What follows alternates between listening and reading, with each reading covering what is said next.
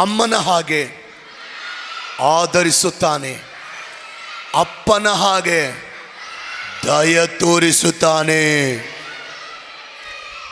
ಯೆಶಾಯ 66:13.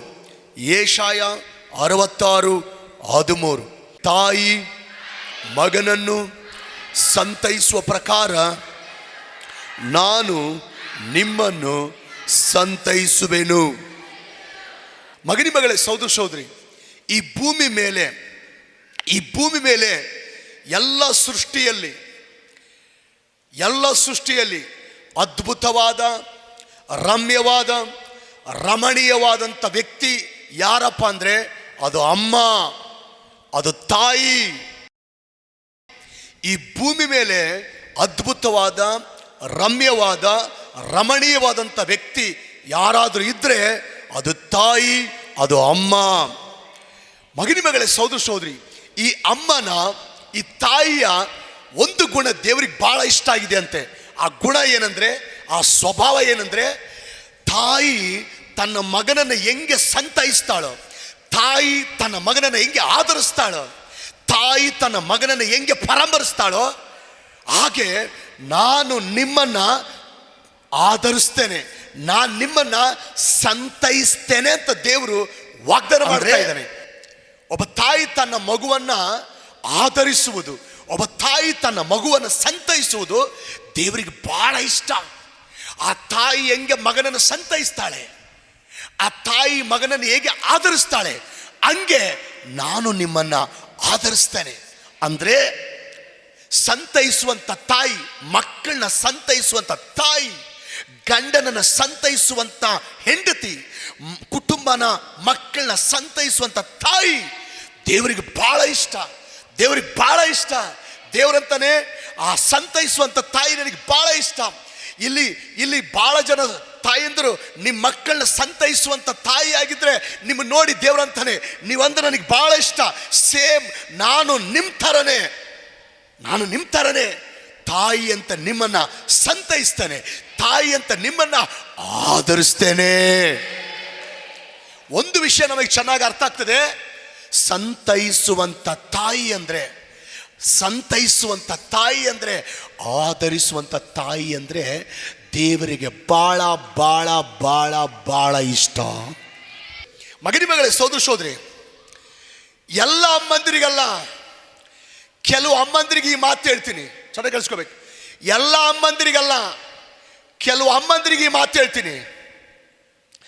ನಿಮ್ಮ ಪ್ಯಾಷನ್ನಲ್ಲಿ ನೀವು ಮುಳುಗಿ, ನಿಮ್ಮ ಮೋಜಿನಲ್ಲಿ ನೀವು ಮುಳುಗಿ, ನಿಮ್ಮ ಮಕ್ಕಳನ್ನ ನೀವು ನೋಡಲಿಲ್ಲ ಅಂದರೆ, ನಿಮ್ಮ ಮಕ್ಕಳನ್ನ ನೀವು ಕೇರ್ ಮಾಡಲಿಲ್ಲ ಅಂದರೆ, ನಿಮ್ಮ ಮಕ್ಕಳನ್ನ ನೀವು ಆಧರಿಸಲಿಲ್ಲ ಅಂದರೆ, ನಿಮ್ಮ ಮಕ್ಕಳಿಗೆ ನೀವು ಒಳ್ಳೆ ತಾಯಿ ಹೆಂಗಾಗ್ತೀರಿ? ನಿಮ್ಮ ಮಕ್ಕಳಿಗೆ ನೀವು ಒಳ್ಳೆ ತಾಯಿ ಹೆಂಗಾಗ್ತೀರಿ?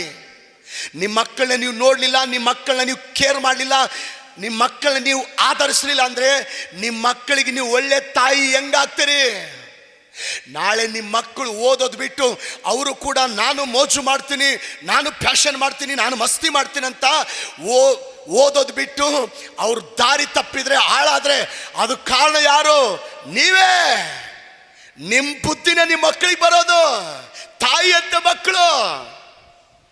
ಇನ್ನು ನಾನು ಒಳ್ಳೆ ಮೇಕಪ್ ಮಾಡ್ಕೋಬೇಕು, ನಾನು ಒಳ್ಳೆ ಕಾಸ್ಟ್ಯೂಮ್ ಹಾಕ್ಕೋಬೇಕು, ನಾನು ಅವ್ರಿಗೆ ತೋರಿಸ್ಬೇಕು, ನಾನು ಇವ್ರಿಗೆ ತೋರಿಸ್ಬೇಕು ಅಂತೇಳಿ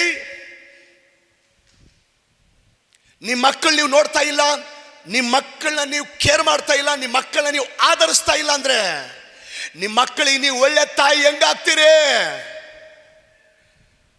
ನಿಮ್ಮ ಮಕ್ಕಳಿಗೆ ನೀವು ಒಳ್ಳೆ ತಾಯಿ ಹೆಂಗಾಗ್ತೀರಿ? ನಾಳೆ ನಿಮ್ಮ ಮಕ್ಕಳು ನಡತೆ ಕೆಡಿಸ್ಕೊಂಡು ಹಾಳಾದ್ರೆ ಅದಕ್ಕೆ ಕಾರಣ ಯಾರು? ನೀವೇ ಕಾರಣ. ನೀವೇ ಅವ್ರನ್ನ ಕೆಡಿಸೋದು, ನಿಮ್ಮ ಬುದ್ಧಿನ ನಿಮ್ಮ ಮಕ್ಕಳಿಗೆ ಬರೋದು. ನಾನು ಅಲ್ಲಿ ಹೋದೆ, ನಾನು ಇಲ್ಲಿ ಹೋದೆ, ನಾನು ಆ ಊರಿಗೆ ಹೋದೆ, ನಾನು ಈ ಊರಿಗೆ ಹೋದೆ, ನಾನು ಆ ಫಂಕ್ಷನ್ಗೆ ಹೋದೆ, ನಾನು ಈ ಫಂಕ್ಷನ್ಗೆ ಹೋದೆ ಅಂತ ಬರೀ ಅಲ್ಲಿ ಇಲ್ಲಿ ತಿರುಗೋದ್ರಲ್ಲೇ ಮುಳುಗಿ ನಿಮ್ಮ ಮಕ್ಕಳನ್ನ ನೀವು ನೋಡ್ತಾ ಇಲ್ಲ, ನಿಮ್ಮ ಮಕ್ಕಳನ್ನ ನೀವು ಕೇರ್ ಮಾಡ್ತಾ ಇಲ್ಲ, ನಿಮ್ಮ ಮಕ್ಕಳನ್ನ ನೀವು ಆಧರಿಸ್ತಾ ಇಲ್ಲ ಅಂದ್ರೆ ಹೆಂಗೆ ನೀವು ನಿಮ್ಮ ಮಕ್ಕಳಿಗೆ ಒಳ್ಳೆ ತಾಯಿ ಆಗ್ತೀರಿ? ನಾಳೆ ನಿಮ್ಮ ಮಕ್ಕಳು ನಮ್ಮನ್ನು ಯಾರು ನೋಡ್ತಾ ಇಲ್ಲ, ನಮ್ಮನ್ನು ಯಾರು ಹೇಳೋರಿಲ್ಲ, ನಮಗೆ ಯಾರು ಕೇಳೋರಿಲ್ಲ ಅಂತೇಳಿ ನಾಳೆ ದಾರಿ ತಪ್ಪಿ ಬಜಾರ್ ಪಾಲಾದ್ರೆ ಅದ್ರ ಹೊಣೆ ಯಾರು? ನೀವೇ. ನಿಮ್ಮಿಂದನೇ ನಿಮ್ಮ ಮಕ್ಕಳು ಬಜಾರ್ ಪಾಲಾಗ್ಲಿಕ್ಕೆ ಕಾರಣ ನಿಮ್ಮ ಬುದ್ಧಿನೇ ನಿಮ್ಮ ಮಕ್ಕಳಿಗೆ ಬರೋದು. ಬರೀ ಫೋನ್ಯಾಗ ಅವ್ರ ಹತ್ರ ಇವ್ರ ಹತ್ರ ಗಂಟೆಗಟ್ಟಲೆ ಮಾತಾಡೋದು, ಮೊಬೈಲಲ್ಲಿ ಗಂಟೆಗಟ್ಟಲೆ ಅದು ಇದು ನೋಡ್ತಾ ಸಮಯ ಕಳೆಯೋದು, ಟಿವಿ ಮುಂದೆ ಗಂಟೆಗಳು ಸಮಯ ಕಳೀತಾ ಅದರಲ್ಲೇ ಮುಳುಗೋಗೋದು.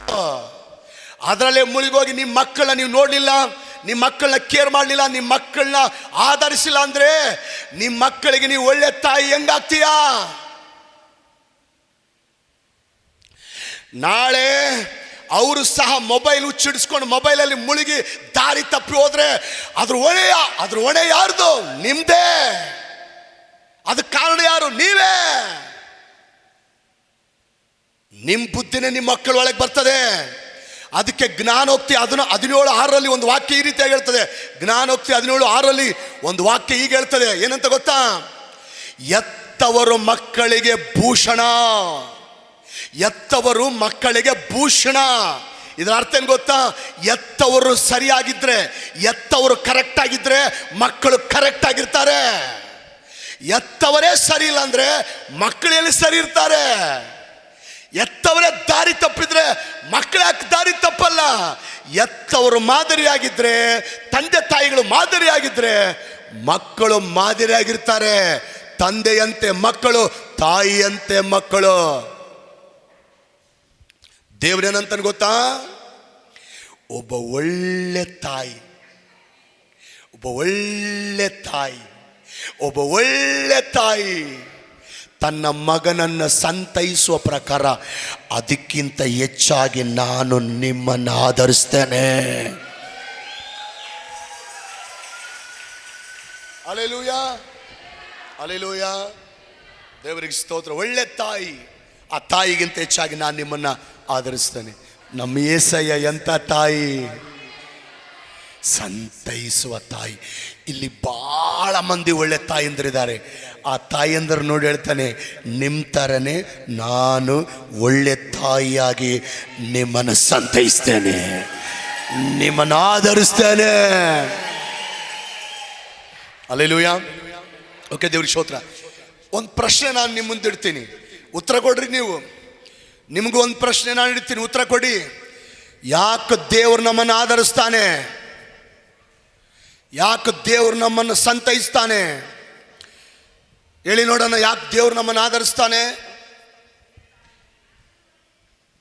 ಯಾಕೆ ದೇವರು ನಿಮ್ಮನ್ನು ಆಧರಿಸ್ತಾನೆ?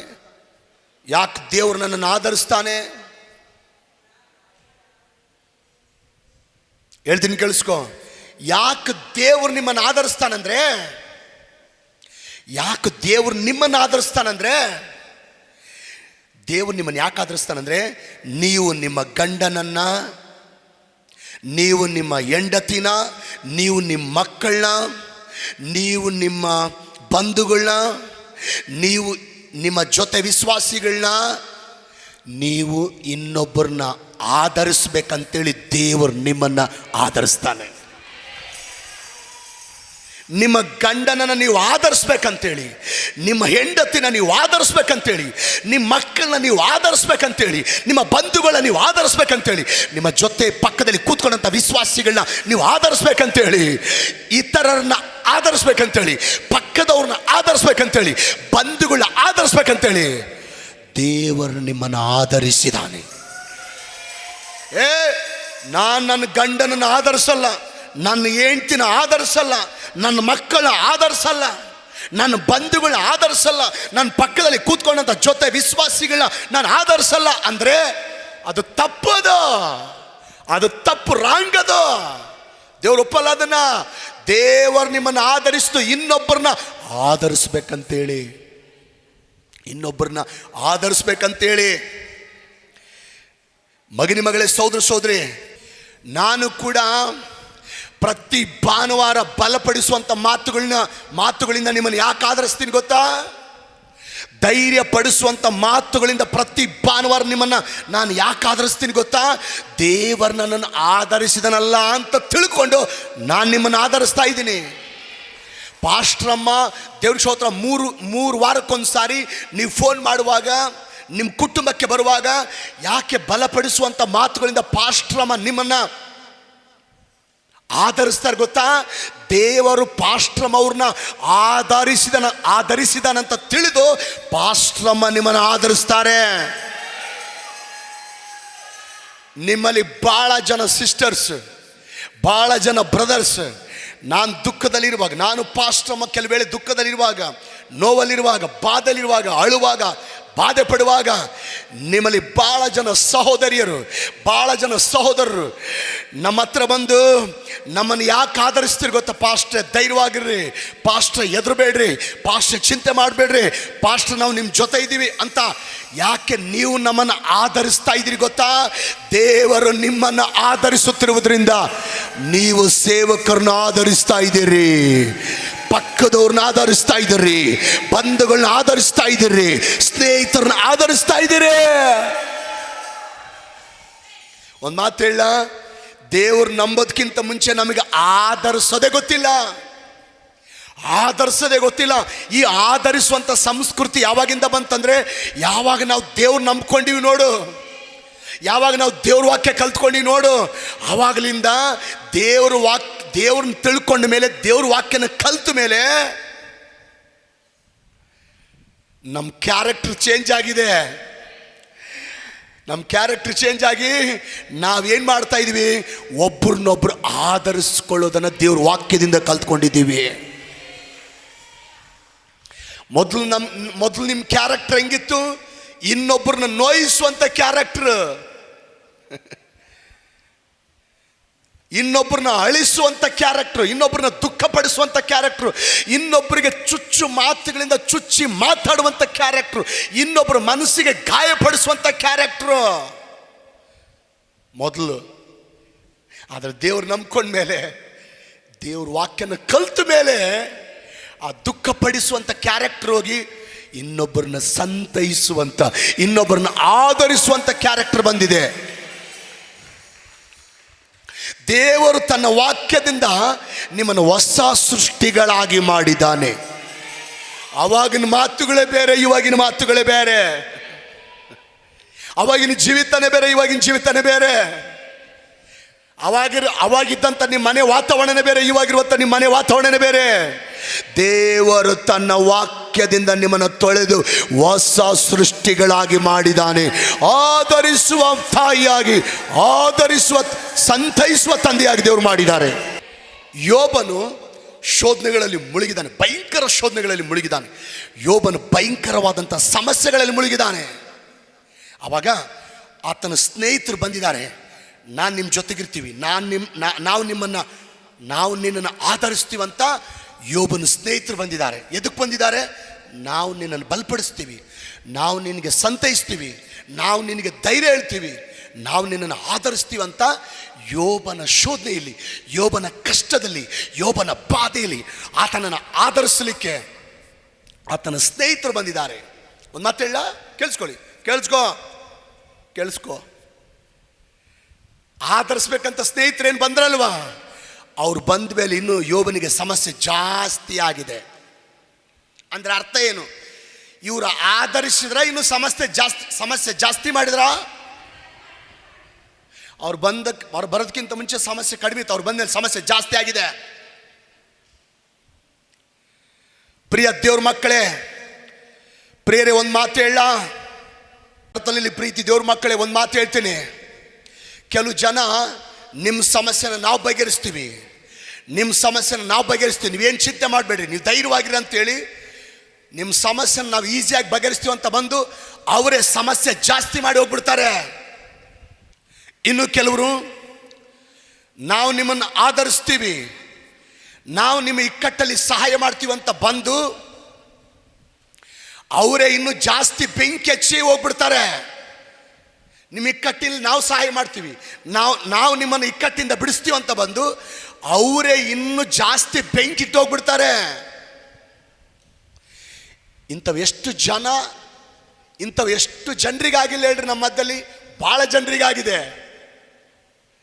ಇನ್ನು ಕೆಲವರು ನಾವು ನಿಮ್ಮ ಜೊತೆ ಇರ್ತೀವಿ, ನಾವು ನಿಮ್ಗೆ ಸಹಾಯ ಮಾಡ್ತೀವಿ, ನಾವು ನಿಮ್ಮ ಪಕ್ಷ ನಿಲ್ತೀವಂತ ಬಂದು ಒಳಗೆ ನಿಮ್ಮ ಶತ್ರುಗಳ ಜೊತೆಗೆ ಹೋಗಿ ಅಲ್ಲಿ ತಕ್ಕೊಂಬಂದು ಇಲ್ಲಿ ಹೇಳಿ, ಇಲ್ಲಿ ತಕ್ಕೊಂಬಂದು ಅಲ್ಲಿ ಹೇಳಿ, ಅಲ್ಲಿ ತಕ್ಕೊಂಬಂದು ಇಲ್ಲಿ ಹೇಳಿ, ಇಲ್ಲೇ ತಕ್ಕೊಂಬಂದು ಅಲ್ಲಿ ಹೇಳಿ, ಇನ್ನು ಟೆನ್ಷನ್ ಜಾಸ್ತಿ ಮಾಡಿ, ಇನ್ನು ಗಲಿಬಿಲಿ ಜಾಸ್ತಿ ಮಾಡಿ, ಇಲ್ಲಿ ಇನ್ನು ಭಯನ ಜಾಸ್ತಿ ಮಾಡಿ ಹೋಗ್ಬಿಡ್ತಾರೆ. ಮಗನಿ ಮಗಳೇ, ಸೋದರ ಸೋದರಿ, ಆಧರಿಸೋದಂದ್ರೆ ಏನು ಹೇಳ್ತೀನಿ ಚೆನ್ನಾಗಿ ಕೇಳಿಸ್ಕೊಡ್ರಿ. ಆಧರಿಸೋದಂದ್ರೆ ಹಿಂಗಿನ್ನು ಸಮಸ್ಯೆನ ಜಾಸ್ತಿ ಮಾಡಿ ಹೋಗೋದಲ್ಲ, ಇನ್ನು ಜಗಳ ಇಟ್ಟು ಹೋಗೋದಲ್ಲ, ಇನ್ನು ಬೆಂಕಿ ಹಚ್ಚಿ ಹೋಗೋದಲ್ಲ. ಆಧರಿಸೋದಂದ್ರೆ ಏನಂತ ಹೇಳ್ತೀನಿ ಕೇಳಿಸ್ಕೊ. ಆಧರಿಸೋದಂದ್ರೆ ಏನು ಗೊತ್ತಾ? ಇನ್ನೊಬ್ಬರು ಕಷ್ಟದಲ್ಲಿರುವಾಗ ಹತ್ರ ಕರ್ಕೊಳ್ಳೋದು. ಆಧರಿಸೋದಂದ್ರೆ ಏನು ಗೊತ್ತಾ? ಇನ್ನೊಬ್ಬರ ಬಾಧೆಗಳನ್ನ ಹಂಚ್ಕೊಳ್ಳೋದು. ಆಧರಿಸೋದಂದ್ರೆ ಏನು ಗೊತ್ತಾ? ಇನ್ನೊಬ್ಬರ ಕಷ್ಟಗಳಲ್ಲಿ ಭಾಗಿಯಾಗೋದು. ಆಧರಿಸೋದಂದ್ರೆ ಅರ್ಥ ಏನು ಗೊತ್ತಾ? ಇನ್ನೊಬ್ಬರ ಕಣ್ಣೀರು ತರಿಸೋದಲ್ಲ, ಇನ್ನೊಬ್ಬರ ಕಣ್ಣೀರು ಒರೆಸೋದು. ಬದಲಾಗಿ ಅವ್ರು ನನ್ನ ಹತ್ರ ಹಿಂಗೆ ಹೇಳ್ಯಾರ ಹಂಗೆ ಹೇಳ್ಯಾರಂತ ಊರೆಲ್ಲ ಸಾರೋದಲ್ಲ. ಅವ್ರ ಕಣ್ಣೀರಿನಲ್ಲಿ ಅವರ ಕಣ್ಣೀರನ್ನು ನೀನು ಒರೆಸೋದೆ ಆಧರಿಸೋದು. ಅದಕ್ಕೆ ದೇವರು ಇವತ್ತು ನಿಮಗೆ ಹೇಳ್ತಾನೆ, ಕೆಲವು ಜನ ನಿಮ್ಮನ್ನು ಆಧರಿಸ್ತೀವಂತ ಬಂದು, ಕೆಲವು ಜನ ನಿಮ್ಮನ್ನು ಬಲಪಡಿಸ್ತೀವಂತ ಬಂದು, ಕೆಲವು ಜನ ನಿಮಗೆ ಸಹಾಯ ಮಾಡ್ತೀವಂತ ಬಂದು, ಕೆಲವು ಜನ ನಿಮಗೆ ಧೈರ್ಯ ಹೇಳ್ತೀವಂತ ಬಂದು, ಅವರೇ ಇನ್ನೂ ಸಮಸ್ಯೆನ ಜಾಸ್ತಿ ಮಾಡಿ ಹೋದ್ರ, ಅವರೇ ಇನ್ನೂ ಬೆಂಕಿಟ್ಟೋದ್ರ, ಅಲ್ಲೇ ತಗೊಂಬಂದು ಇಲ್ಲಿ ಹೇಳಿ, ಇಲ್ಲೇ ತಗೊಂಬಂದು ಅಲ್ಲಿ ಹೇಳಿ, ಇನ್ನು ಸಮಸ್ಯೆನ ದೊಡ್ಡದು ಮಾಡಿ ಹೋದ್ರ. ಯಾರು ನಿಮ್ಮನ್ನು ಆಧರಿಸದೆ ಹೋಗಲಿ, ಯಾರು ನಿಮ್ಮನ್ನು ಬಲಪಡಿಸದೆ ಹೋಗಲಿ, ಯಾರು ನಿಮಗೆ ಧೈರ್ಯ ಹೇಳದೆ ಹೋಗಲಿ, ತಾಯಿ ತನ್ನ ಮಗುವನ್ನು ಸಂತೈಸುವ ಪ್ರಕಾರ ನಾನು ನಿಮ್ಮನ್ನು ಸಂತೈಸ್ತೇನಂತ ಒಬ್ಬಾತನ ವಾಗ್ದಾನ ಮಾಡಿದ್ದಾನೆ. ಆತನ ಹೆಸರು ಕರ್ತನಾದ ಯೇಸು. ಪಕ್ಕದವ್ರು ಕೈ ಕೊಟ್ಟಳ್ರಿ. ಅಮ್ಮನ ಹಾಗೆ ಆಧರಿಸುತ್ತಾನೆ. ಚಿಂತೆ ಮಾಡಬೇಡ. ಯಾರು ನಿಮ್ಮನ್ನು ಆಧರಿಸದೆ ಹೋಗಲಿ, ಯಾರು ನಿಮ್ಮನ್ನು ಬಲಪಡಿಸದೆ ಹೋಗಲಿ, ಅಮ್ಮನ ಹಾಗೆ ಆಧರಿಸುವ ಕರ್ತನೊಬ್ಬನಿದ್ದಾನೆ. ಆತನ ಹೆಸರು 2 ಅಪ್ಪನ ಹಾಗೆ ದಯ ತೋರಿಸುತ್ತಾನೆ. ಎಂಥ ಒಳ್ಳೆ ದೇವ್ರಿ ನಮ್ಮ ದೇವರು. ಎಂಥ ಅಪ್ಪನ ಹಾಗೆ ದಯ ತೋರಿಸ್ತೇನೆ. ಸೂಪರ್. ಕೀರ್ತನೆ 103:13. ಕೀರ್ತನೆ 103:13.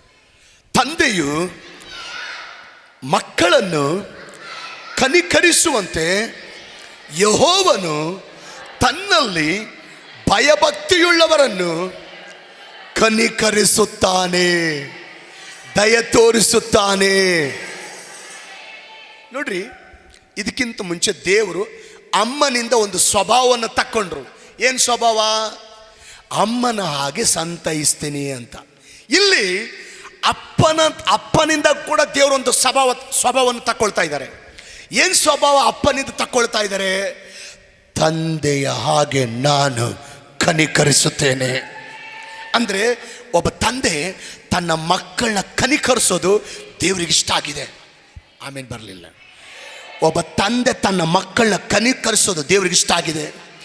ಒಬ್ಬ ಒಳ್ಳೆ ತಂದೆ ತನ್ನ ಮಕ್ಕಳನ್ನ ಕನಿಕರಿಸೋದು ದೇವರಿಗೆ ಇಷ್ಟ ಆಗಿದೆ. ಇಲ್ಲಿ ಯಾರಾದರೂ ಒಳ್ಳೆ ತಂದೆಗಳು ನಿಮ್ಮ ಮಕ್ಕಳನ್ನ ಕನಿಕರಿಸೋದು, ನಿಮ್ಮ ಮಕ್ಕಳಿಗೆ ದಯ ತೋರಿಸೋದು ದೇವರಿಗೆ ನಿಜವಾಗ್ಲೂ ಭಾಳ ಇಷ್ಟ ಆಗಿದೆ. ದೇವರಂತಾನೆ, ಆ ಒಳ್ಳೆ ತಂದೆ ತನ್ನ ಮಗನನ್ನು ಹೆಂಗೆ ಕನಿಕರಿಸ್ತಾ ನೋಡು, ಆ ಅಪ್ಪ ಅವನ ಮಗನನ್ನು ಹೆಂಗೆ ಕನಿಕರಿಸ್ತಾ ನೋಡು, ನಾನು ಅದೇ ರೀತಿ ನನ್ನ ಮಕ್ಕಳನ್ನ ಕನಿಕರಿಸುತ್ತೇನೆ, ದಯ ತೋರಿಸುತ್ತೇನೆ, ಕೃಪೆ ತೋರಿಸುತ್ತೇನೆ, ಆಶೀರ್ವದಿಸುತ್ತೇನೆ. ಒಳ್ಳೆ ಅಪ್ಪ ತನ್ನ ಮಕ್ಕಳಿಗೆ ಏನು ಮಾಡ್ತಾನಂದ್ರೆ, ನನ್ನ ಮಕ್ಕಳಿಗೆ ಏನು ಇಲ್ಲವೋ, ನನ್ನ ಮಕ್ಕಳಿಗೆ ಏನಿಲ್ಲ ಅಂತ ಗಮನಿಸಿ ನನ್ನ ಮಕ್ಕಳಿಗೆ ಏನಿಲ್ಲ ಅಂತ ಪರೀಕ್ಷಿಸಿ, ನನ್ನ ಮಕ್ಕಳಿಗೆ ಏನಿಲ್ಲ ಅಂತ ಜವಾಬ್ದಾರಿ ತಗೊಂಡು, ನನ್ನ ಮಕ್ಕಳಿಗೆ ಇದೆಲ್ಲ ಅಂತ ಗಮನಿಸಿ ಏನು ಮಾಡ್ತಾನೆ, ನನ್ನ ಮಕ್ಕಳಿಗಿಂತದಿಲ್ಲ ಅಂತ ಗಮನಿಸಿ ಅದನ್ನು ಕೊಂಡುಕೊಂಡು ತನ್ನ ಮಕ್ಕಳಿಗೆ ಕೊಡಿಸ್ತಾನೆ. ತನ್ನ ಹತ್ರ ಇಲ್ಲ ಅಂದ್ರೆ ಕಷ್ಟಪಟ್ಟು ತ್ಯಾಗ ಮಾಡಿ ಕೊಡಿಸ್ತಾನೆ. ಒಂದು ವೇಳೆ ಒಳ್ಳೆ ತಂದೆ ಆತನ ಮಕ್ಕಳು ಹರಿದೋಗಿರೋ ಬಟ್ಟೆಗಳು ಹಾಕ್ಕೊಂಡ್ರೆ ಅಯ್ಯಯ್ಯೋ ನನ್ನ ಮಕ್ಕಳಿಗೆ ಒಳ್ಳೆ ಬಟ್ಟೆ ಇಲ್ಲ, ನನ್ನ ಮಕ್ಕಳು ಸ್ಕೂಲಿಗೆ ಹೋಗ್ಲಿಕ್ಕೆ ಒಳ್ಳೆ ಬಟ್ಟೆ ಇಲ್ಲ, ನನ್ನ ಮಕ್ಕಳು ಕಾಲೇಜ್ಗೆ ಹೋಗ್ಲಿಕ್ಕೆ ಒಳ್ಳೆ ಬಟ್ಟೆ ಇಲ್ಲ ಅಂತೇಳಿ ಗಮನಿಸಿ ಹೊಸ ಡ್ರೆಸ್ ತಕ್ಕೊಂಬಂದು ತನ್ನ ಮಕ್ಕಳಿಗೆ ಕೊಡಿಸ್ತಾನೆ. ಒಳ್ಳೆ ತಂದೆ ತನ್ನ ಮಕ್ಕಳಿಗೆ ಊಟ ಇಲ್ಲ ಅಂದರೆ ಅಯ್ಯಯ್ಯೋ ನನ್ನ ಮಕ್ಕಳಿಗೆ ಊಟ ಇಲ್ಲ, ಅಯ್ಯೋಯ್ಯೋ ನನ್ನ ಮಕ್ಕಳು ಉಪವಾಸ ಇದ್ದಾರೆ, ಅಯ್ಯೋಯ್ಯೋ ನನ್ನ ಮಕ್ಕಳು ಉಪವಾಸವಾಗಿ ಕಷ್ಟಪಡ್ತಾರೆ ಅಂತ ಗಮನಿಸಿ ತನ್ನ ಹತ್ರ ಇಲ್ಲ ಅಂದರೂ ಕಷ್ಟಪಟ್ಟು ತ್ಯಾಗ ಮಾಡಿ ತನ್ನ ಮಕ್ಕಳಿಗೆ ಶ್ರೇಷ್ಠವಾದ ಆಹಾರವನ್ನು ಕೊಡಿಸ್ತಾನೆ. ಇದು ಒಳ್ಳೆ ತಂದೆ ತನ್ನ ಮಗನ ಮೇಲಿಟ್ಟಿರುವಂಥ ಕನಿಕರದ ಪ್ರೀತಿ.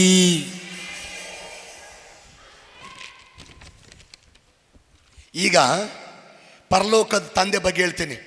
ಇದು ಈ ಲೋಕದ ಒಳ್ಳೆ ತಂದೆ ಬಗ್ಗೆ. ಆದರೆ ಪರಲೋಕದ ತಂದೆ ಏನು ಹೇಳ್ತಾರೆ ಗೊತ್ತಾ? ನೀವೇ ನಿಮ್ಮ ಮಕ್ಕಳಿಗೆ ರೊಟ್ಟಿ ಕೇಳಿದ್ರೆ ಕಲ್ಲು ಕೊಡಲ್ಲ. ಆಮೇಲೆ ಬರಲಿಲ್ಲಮ್ಮ. ನೀವೇ ನಿಮ್ಮ ಮಕ್ಕಳಿಗೆ ರೊಟ್ಟಿ ಕೇಳಿದ್ರೆ ಕಲ್ಲು ಕೊಡಲ್ಲ, ಮೀನು ಕೇಳಿದ್ರೆ ಹಾವು ಕೊಡಲ್ಲ. ನೀವೇ ನಿಮ್ಮ ಮಕ್ಕಳಿಗೆ ಒಳ್ಳೆ ಪದಾರ್ಥ ಕೊಡಬಲ್ಲವರಾದರೆ ಪರಲೋಕದ ತಂದೆಯಾದ ನಾನು ಅದಕ್ಕಿಂತ ಹೆಚ್ಚಾಗಿ ಪರಿಶುದ್ಧಾತ್ಮನ ವರಗಳನ್ನು ನಿಮ್ಮ ಮೇಲೆ ಸುರಿಸ್ತೇನೆ.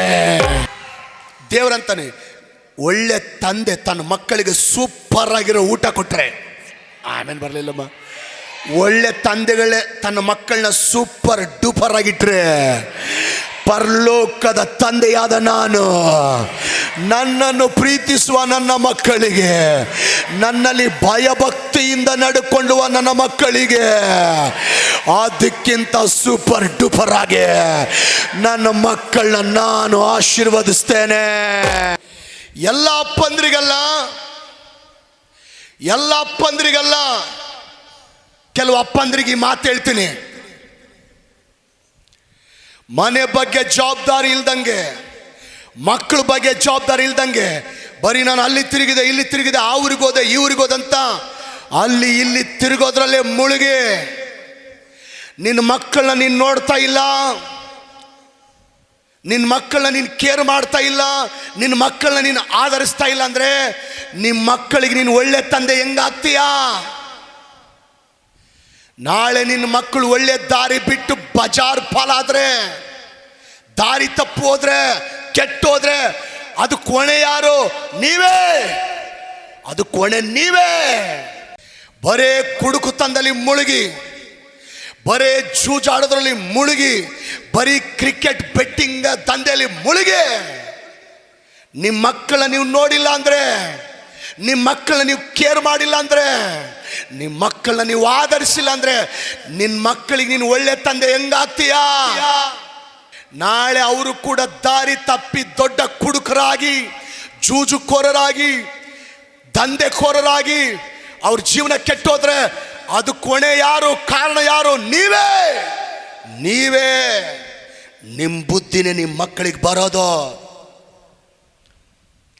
ಅನೇಕ ಹೆಂಗಸರು ಹುಚ್ಚಲ್ಲಿ ಮುಳುಗಿ, ಹೆಂಗಸರು ಸವಾಸದಲ್ಲಿ ಮುಳುಗಿ ನಿಮ್ಮ ಮಕ್ಕಳು ಉಂಡ್ರ ಉಪವಾಸ ಇದ್ರಂತ ಕೂಡ ನೋಡದೆ, ಅವ್ರನ್ನ ಗಮನಿಸದೆ, ಅವ್ರನ್ನ ಕೇರ್ ಮಾಡದೆ, ಅವ್ರನ್ನ ಆಧರಿಸದೆ, ಬರೇ ಹೆಂಗಸರು ಹುಚ್ಚಲ್ಲಿ ಮುಳುಗೋಗಿ ನಿನ್ನ ಮಕ್ಕಳನ್ನ ನೀನು ನೋಡ್ತಾ ಇಲ್ವಾ? ನಿನ್ನ ಮಕ್ಕಳನ್ನ ನೀನು ಕೇರ್ ಮಾಡ್ತಾ ಇಲ್ವಾ? ನಿನ್ನ ಮಕ್ಕಳನ್ನ ಆಧರಿಸ್ತಾ ಇಲ್ವಾ? ಹಿಂಗೆ ನೀನು ನಿನ್ನ ಮಕ್ಕಳಿಗೆ ಒಳ್ಳೆ ತಂದೆ ಆಗ್ತೀಯಾ? ನಾಳೆ ಅವರು ಕೂಡ ಹೆಂಗಸರು ಹುಚ್ಚಲ್ಲಿ ಅನೇಕ ಪಾಪಿಷ್ಟ ಕಾರ್ಯಗಳಲ್ಲಿ ಮುಳುಗಿ ಹಾಳಾದ್ರೆ ಅದು ಕಾರಣ ಯಾರು? ನೀನೇ. ಅದು ಕೊನೆ ನೀನೇ. ನಿನ್ನ ಬುದ್ಧಿನೇ ನಿನ್ನ ಮಕ್ಕಳಿಗೆ ಬರೋದು.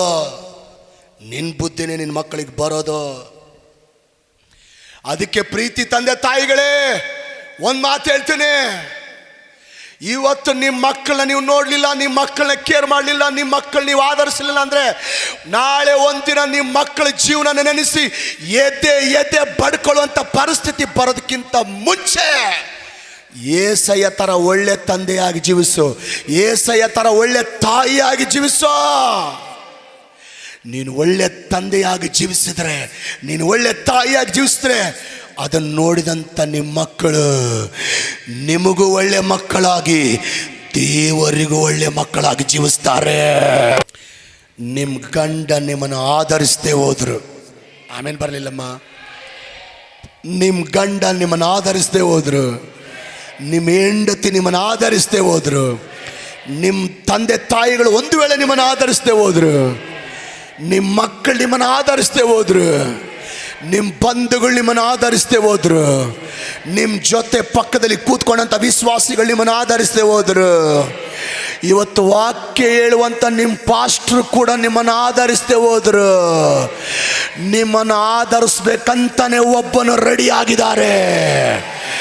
ಆತನ ಹೆಸರು ಕರ್ತನಾದ ಯೇಸು. ಆತ ಹೇಳ್ತಾನೆ, ಯಾರು ನಿಮ್ಮನ್ನು ಆಧರಿಸಿಲ್ಲ ಅಂದ್ರೂ ಚಿಂತೆ ಮಾಡಬೇಡ್ರಿ, ನಾನು ನಿಮ್ಮನ್ನು ಆಧರಿಸ್ತೇನೆ, ನಾನು ನಿಮ್ಮನ್ನು ಬಲಪಡಿಸ್ತೇನೆ, ನಾನು ನಿಮಗೆ ದಯ ತೋರಿಸ್ತೇನೆ, ನಾನು ನಿಮ್ಮನ್ನು ಧೈರ್ಯಪಡಿಸ್ತೇನೆ. ಈ ಆಲಯದಿಂದ ಎದ್ದೋಗೋದಕ್ಕಿಂತ ಮುಂಚೆ ಒಳ್ಳೆ ತಾಯಿಯಾಗಿ ಇಲ್ಲಿಂದ ಎದ್ದೋಗು. ಈ ಆಲಯದಿಂದ ಎದ್ದು ಮನೆಗೆ ಹೋಗೋದಕ್ಕಿಂತ ಮುಂಚೆ ಒಳ್ಳೆ ತಂದೆಯಾಗಿ ಎದ್ದೋಗು. ಆವಾಗಲೇ ಈ ವಾಕ್ಯ ಸಾರಿದ್ದಕ್ಕೆ ಒಂದು ಪ್ರಯೋಜನ. ಎಷ್ಟು ಜನ ಹೇಳ್ತಾರೆ, ನಾನು ಥರ ಒಳ್ಳೆ ತಂದೆಯಾಗಬೇಕು, ನಾನು ಥರ ಒಳ್ಳೆ ತಾಯಿ ಆಗಬೇಕು, ನನ್ನ ಕುಟುಂಬಕ್ಕೆ ನಾನು ಒಳ್ಳೆ ತಂದೆ ಆಗಬೇಕು, ನನ್ನ ಹೆಂಡತಿಗೆ ನಾನು ಒಳ್ಳೆ ಗಂಡ ಆಗಬೇಕು, ನನ್ನ ಗಂಡನಿಗೆ ನಾನು ಒಳ್ಳೆ ಹೆಂಡತಿ ಆಗಬೇಕು, ನಮ್ಮ ಮಕ್ಕಳಿಗೆ ನಾವು ಒಳ್ಳೆ ತಂದೆ ತಾಯಿಗಳಾಗಬೇಕು. ಎದ್ದು ನಿಂತ್ಕೊಂಡು ಪ್ರಾರ್ಥನೆ ಮಾಡೋಣ. ಕೈಗಳತ್ತಿ. ಪ್ಯಾಷನಲ್ಲಿ, ಬರೀ ಪ್ಯಾಷನಲ್ಲಿ ಮುಳುಗಿರುವ ತಾಯಿ ಆಗದೆ, ಬರೀ ಮೋಜಲ್ಲಿ ಮುಳುಗಿರುವಂಥ ತಾಯಿ ಆಗದೆ,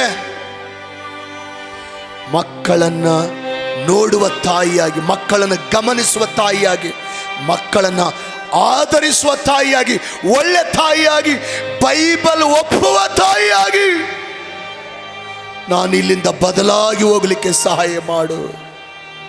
ಅವರಿಗೆ ತೋರಿಸ್ಕೋಬೇಕು, ಇವರಿಗೆ ತೋರಿಸ್ಕೋಬೇಕು ಅನ್ನುವಂಥ ಮನೋಭಾವವುಳ್ಳ ತಾಯಿಯಾಗಿದೆ. ನನ್ನ ಮಕ್ಕಳನ್ನ ಗಮನಿಸಿ, ನನ್ನ ಮಕ್ಕಳನ್ನ ಕೇರ್ ಮಾಡಿ, ನನ್ನ ಮಕ್ಕಳನ್ನ ಆಧರಿಸಿ ಒಳ್ಳೆ ತಾಯಿಯಾಗಿ ಇಲ್ಲಿಂದ ಬದಲಾಗಿ ಹೋಗಲಿಕ್ಕೆ ದೇವರೇ, ದೇವರ ಆತ್ಮನೇ ಸಹಾಯ ಮಾಡು. ಅಲ್ಲಿ ತಿರುಗುತ್ತಾ, ಇಲ್ಲಿ ತಿರುಗುತ್ತಾ, ಅವ್ರು ತಿರುಗುತ್ತಾ, ಇವ್ರು ತಿರುಗುತ್ತಾ, ಬರೀ ತಿರುಗೋದ್ರಲ್ಲೇ ಮುಳುಗಿ ಮಕ್ಕಳನ್ನ ನೋಡಲಿಲ್ಲ, ಮಕ್ಕಳನ್ನ ಗಮನಿಸಲಿಲ್ಲ, ಮಕ್ಕಳನ್ನ ಕೇರ್ ಮಾಡಲಿಲ್ಲ, ಮಕ್ಕಳನ್ನ ಆಧರಿಸಲಿಲ್ಲ. ಇವತ್ತು ಮಕ್ಕಳನ್ನ ನೋಡುವ ತಾಯಿಯಾಗಿ, ಮಕ್ಕಳನ್ನ ಕೇರ್ ಮಾಡುವ ತಾಯಿಯಾಗಿ, ಮಕ್ಕಳನ್ನ ಆಧರಿಸುವ ತಾಯಿಯಾಗಿ ಬದಲಾಗಿ ಇಲ್ಲಿಂದ ಹೋಗಲಿಕ್ಕೆ ದೇವರೇ ಸಹಾಯ ಮಾಡು. ಇನ್ನು ತಂದೆಗಳೇ, ದೇವರಂತಾನೆ ಒಳ್ಳೆ ಅಪ್ಪಂದರು ನೋಡಿ, ಅಪ್ಪನ ಹಾಗೆ ನಾನು ದಯೆ ತೋರಿಸ್ತೇನೆ. ಒಳ್ಳೆ ಅಪ್ಪಂದರು ನೋಡಿ ದೇವ್ರಿ ಮಾತು ಹೇಳ್ತಾನೆ, ಸೇಮ್ ಆ ಒಳ್ಳೆ ಅಪ್ಪನ ಥರನೇ ನಾನು ಕನಿಕರಿಸ್ತೇನೆ, ದಯೆ ತೋರಿಸ್ತೇನೆ. ಇವತ್ತು ಎಷ್ಟೋ ಮಂದಿ ತಂದೆಗಳು ಮನೆ ಬಗ್ಗೆ ಜವಾಬ್ದಾರಿ ಇಲ್ಲ, ಹೆಂಡತಿ ಬಗ್ಗೆ ಜವಾಬ್ದಾರಿ ಇಲ್ಲ, ಮಕ್ಕಳ ಬಗ್ಗೆ ಜವಾಬ್ದಾರಿ ಇಲ್ಲ, ಅಸಲು ಮನೇಲಿ ಏನು ನಡೀತಾ ಇದೆ ನೋಡಲ್ಲ, ಬದುಕಿರೋ ಸತ್ತರು ಕೂಡ ನೋಡಲ್ಲ. ಆ ಊರು ಈ ಊರು ಅಲ್ಲಿ ಇಲ್ಲಿ ತಿರುಗುತ್ತಲೇ ಮುಳುಗಿ, ತಂದೆ ನೋಡ್ತಾ ಇಲ್ಲ, ತಾಯಿ ನೋಡ್ತಾ ಇಲ್ಲ, ಮಕ್ಕಳ ನೋಡ್ತಾ ಇಲ್ಲ, ಹೆಂಡತಿನ ನೋಡ್ತಾ ಇಲ್ಲ. ನೀನು ಹೆಂಗೆ ಒಳ್ಳೆ ತಂದೆ ಆಗ್ತೀಯಾ, ಹೆಂಗೆ ಒಳ್ಳೆ ತಂದೆ ಅಂತ ನೀನು ಕರೆಸ್ಕೊಳ್ತೀಯ? ತಂದೆ ಆಗಲಿಕ್ಕೆ ನಿನಗೆ ಯೋಗ್ಯತೆನೇ ಇಲ್ಲ, ಲಾಯಕ್ಕಿಲ್ಲ. ದೇವರು ಇವತ್ತು ನಿನ್ನನ್ನು ಎಚ್ಚರಿಸ್ತಾನೆ, ಈ ಸ್ಥಳದಿಂದ ಒಳ್ಳೆ ತಂದೆಯಾಗಿ ಬದಲಾಗಿ ಹೋಗು, ಒಳ್ಳೆ ತಂದೆಯಾಗಿ ಬದಲಾಗಿ ಹೋಗು. ಕುಡಿಯೋದ್ರಲ್ಲಿ ಮುಳುಗಿ, ಜೂಜಾಡೋದ್ರಲ್ಲಿ ಮುಳುಗಿ, ಕ್ರಿಕೆಟ್ ಬೆಟ್ಟಿಂಗ್ ದಂಧೆಯಲ್ಲಿ ಮುಳುಗಿ, ನಿನ್ನ ಮಕ್ಕಳನ್ನ ನೀನು ನೋಡ್ತಾ ಇಲ್ಲ, ನಿನ್ನ ಮಕ್ಕಳನ್ನ ಕೇರ್ ಮಾಡ್ತಾ ಇಲ್ಲ, ನಿನ್ನ ಮಕ್ಕಳನ್ನ ಆಧರಿಸ್ತಾ ಇಲ್ಲ ಅಂದರೆ ಹೆಂಗೆ ನೀನು ನಿನ್ನ ಮಕ್ಕಳಿಗೆ ಒಳ್ಳೆ ತಂದೆ ಆಗ್ತೀಯಾ? ನಾಳೆ ನಿನ್ನ ಮಕ್ಕಳು ಕೂಡ ದಾರಿ ತಪ್ಪಿ ಕೆಟ್ಟು ಹೋಗಿ ಕುಡಿಯೋದ್ರಲ್ಲಿ ಮುಳುಗಿ, ಜೂಜಾಟದಲ್ಲಿ ಮುಳುಗಿ, ಅನೇಕ ದಂಧೆಗಳಲ್ಲಿ ಮುಳುಗಿ ಜೀವನ ಹಾಳು ಮಾಡಿಕೊಂಡ್ರೆ ಅದು ಕೊನೆ ಯಾರು ಅಲ್ಲ, ನೀನೇ. ನಿನ್ನ ಬುದ್ಧಿನೇ ನಿನ್ನ ಮಕ್ಕಳಿಗೆ ಬರೋದು. ಕೈಗಳೆತ್ತಿ ಹೇಳಿ, ಏಸಯ್ಯ, ನನ್ನ ಮನೆಗೆ, ನನ್ನ ಹೆಂಡತಿಗೆ, ನನ್ನ ಮಕ್ಕಳಿಗೆ ನಾನು ಒಳ್ಳೆ ತಂದೆ ಆಗಿಲ್ಲ ಅಂದರೆ ನಾನು ಕ್ಷಮಿಸ್ಬಿಡಪ್ಪ. ಜವಾಬ್ದಾರಿ ಇಲ್ಲದ ತಂದೆ ಆಗಿದ್ದರೆ ನನ್ನ ಕ್ಷಮಿಸ್ಬಿಡಪ್ಪ. ಹೆಂಡತಿನ ಮಕ್ಕಳನ್ನ ಕೂಡ ನೋಡದೇ ಇರುವಂತ ತಂದೆ ಆಗಿದ್ರೆ ನನ್ನ ಕ್ಷಮಿಸ್ಬಿಡಪ್ಪ. ಮಕ್ಕಳನ್ನ ಗಮನಿಸುವ, ಮಕ್ಕಳನ್ನ ಕೇರ್ ಮಾಡದೇ ಇರುವ, ಮಕ್ಕಳನ್ನ ಆಧರಿಸದೇ ಇರುವ ತಂದೆಯಾಗಿದ್ರೆ ನನ್ನನ್ನು ಕ್ಷಮಿಸ್ಬಿಡಪ್ಪ. ಇವತ್ತಿನಿಂದ ಕುಟುಂಬನ ಜವಾಬ್ದಾರಿ ತೆಗೆದುಕೊಳ್ಳುವ ತಂದೆಯಾಗಿ, ಮಕ್ಕಳನ್ನ ಆಧರಿಸುವ ತಂದೆಯಾಗಿ, ಹೆಂಡತಿನ ಆಧರಿಸುವ ಗಂಡನಾಗಿ, ಕುಟುಂಬಕ್ಕೆ ಒಳ್ಳೆ ಯಜಮಾನನಾಗಿ, ಮಕ್ಕಳಿಗೆ ಒಳ್ಳೆ ಫಾದರ್ ಆಗಿ, ಒಳ್ಳೆ ತಂದೆಯಾಗಿ, ಇಲ್ಲಿಂದ ಒಳ್ಳೆ ತಂದೆಯಾಗಿ ಬದಲಾಗಿ ಹೋಗುವಂತೆ ಸಹಾಯ ಮಾಡಪ್ಪ. ಇವತ್ತು ಈ ವಾಕ್ಯದ ಮೂಲಕ ತಂದೆ ತಾಯಿ ಇಬ್ಬರನ್ನು ನೀನು ಎಚ್ಚರಿಸಿದಕ್ಕಾಗಿ ಸ್ತೋತ್ರಪ್ಪ. ವಾಕ್ಯ ಕೇಳಿಸ್ಕೊಂಡಂತ ಎಲ್ಲ ಮಕ್ಕಳ ಜೀವಿತದಲ್ಲಿ ಪರಿಶುದ್ಧಾತ್ಮನೆ ಈ ವಾಕ್ಯ ಕಾರ್ಯ ಮಾಡಲಿ. ಇಲ್ಲಿ ಅನೇಕ ತಾಯಂದರು ಕೈ ಎತ್ತಿದ್ದಾರೆ. ಅಯ್ಯ, ಇವತ್ತು ಈ ಪ್ರಾರ್ಥನೆ ಮುಗಿಯೋದ್ರೊಳಗಡೆ ಒಂದು ಒಳ್ಳೆ ತಾಯಿಯಾಗಿ, ಮಕ್ಕಳನ್ನ ನೋಡುವ, ಮಕ್ಕಳನ್ನ ಕೇರ್ ಮಾಡುವ, ಮಕ್ಕಳನ್ನ ಆಧರಿಸುವ ತಾಯಿಯಾಗಿ ಇವತ್ತಿಲ್ಲಿ ಬದಲಾಗಿ ಹೋಗಲಿಕ್ಕೆ ಸಹಾಯ ಮಾಡು. ಅದೇ ತರ ಕುಟುಂಬವನ್ನು ಜವಾಬ್ದಾರಿ ತೆಗೆದುಕೊಳ್ಳುವ, ಹೆಂಡತಿ ಮಕ್ಕಳ ವಿಷಯದಲ್ಲಿ ಜವಾಬ್ದಾರಿ ತೆಗೆದುಕೊಳ್ಳುವ, ಮಕ್ಕಳನ್ನ ನೋಡುವ, ಮಕ್ಕಳನ್ನ ಗಮನಿಸುವ, ಮಕ್ಕಳ ಬಗ್ಗೆ ಕೇರ್ ಮಾಡುವ ಒಬ್ಬ ಒಳ್ಳೆ ತಂದೆಯಾಗಿ ಬದಲಾಗಿ ಹೋಗಲಿಕ್ಕೆ ಸಹಾಯ ಮಾಡು. ದೇವ, ಈ ವಾಕ್ಯದ ಮೂಲಕ ನಿನ್ನ ಮಕ್ಕಳ ಜೊತೆ ನೀನು ಮಾತಾಡಿದಕ್ಕಾಗಿ ಸ್ತೋತ್ರ, ಬೋಧಿಸಿದಕ್ಕಾಗಿ ಸ್ತೋತ್ರ, ಎಚ್ಚರಿಸಿದಕ್ಕಾಗಿ ಸ್ತೋತ್ರ. ಎಲ್ಲ ಸ್ತುತಿ ಘನಮಾನ ಮಹಿಮೆ ನಿಮಗೆ ಸಲ್ಲಿಸ್ತೇನೆ.